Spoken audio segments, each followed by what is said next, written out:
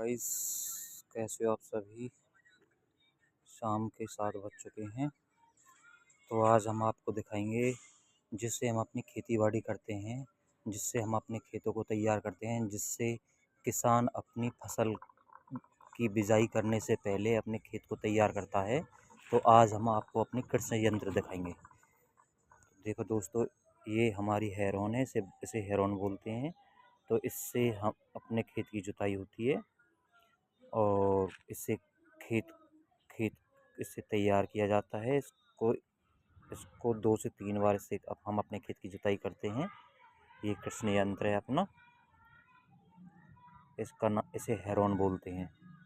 तो अब मैं आपको नज़दीकी से दिखा देता हूँ। जो इनको हम बोलते हैं तई, जो ये तई हैं, ये मिट्टी के अंदर जाते हैं 2 से 3 इंच, 2 से 3 इंच मिट्टी के अंदर जाते हैं। ऐसे ऐसे सीधा चलेगा। ये जब सीधा चलेगा तो 2 से 3 इंच, एक 1 2 3 4 5 6 तय 6 इसमें आ गए हैं और 6 तय 2 से 3 इंच ज़मीन के अंदर जाता है। तो इससे हमारी जो जो अपना खेत है वो खेत तैयार होता है।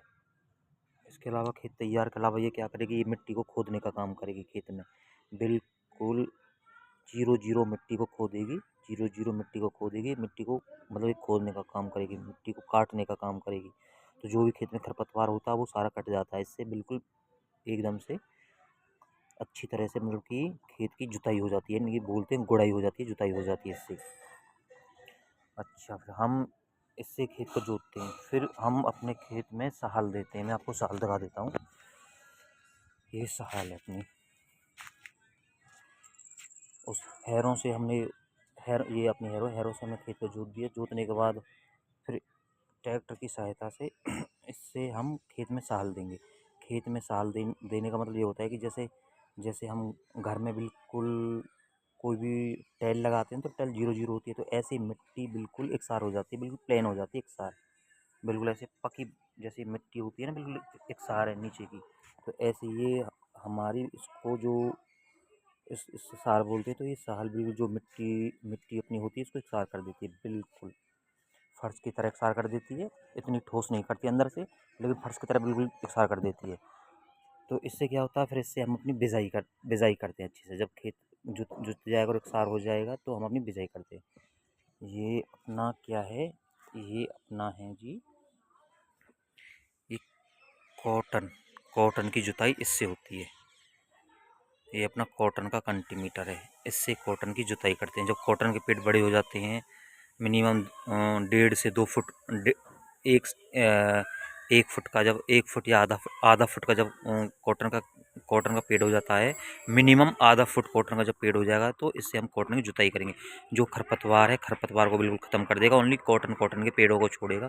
जो आपको बीच में गैप दिख रहा है, ये गैप मैं दिखाता हूँ। ये गैप है। इस गैप के बीच में आएगा कॉटन का पेड़।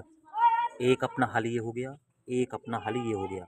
तो जो इसके बीच में एक गैप मैं आपको दिखा रहा हूँ, तो जो ये गैप है, गैप के बीच में आएगा कॉटन का पेड़।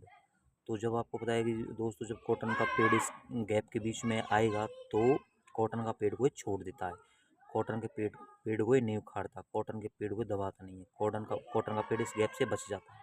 बाकी जितने इसके अंदर हर है, ये सारे चलते हैं फिर खरपतवार में। ये ये ये खरपतवार को उखाड़ देते हैं हमारी। को ये हल, जो हल दिखा रहा हूँ, ये खरपतवार को उखाड़ देते हैं। ऐसे ही ये हल है, ये भी खरपतवार को उखाड़ देते हैं। बिल्कुल मिट्टी में मिला देते हैं। ज़मीन में बिल्कुल मिट्टी ऊपर आ जाती है, खरपतवार नीचे चला जाता है। जब मिट्टी हमारी ऊपर आ जाएगी तो खरपतवार हमारा नीचे चला जाएगा, तो खरपतवार मर जाएगा। तो ये अपनी कॉटन है, ये कॉटन का पेड़ का गैप है। इसमें से कॉटन का पेड़ का इसलिए इसमें गैप दे के रखते हैं हल में, क्योंकि जिससे कॉटन का पेड़ उखड़े ना, और उसके जो आसपास खरपतवार है वो खरपतवार को ख़त्म कर देता है। तो ये हमारा कॉटन, जिससे हम कॉटन में जुताई करते हैं। बारिश के टाइम खरपतवार काफ़ी हो जाती है कॉटन के खेत में, तो ये कॉटन में खरपतवार को ख़त्म करने का काम करता है। ओके दोस्तों, कल मिलते हैं वीडियो में। अब तक के लिए इतना ही। बाय बाय, राम राम भाई।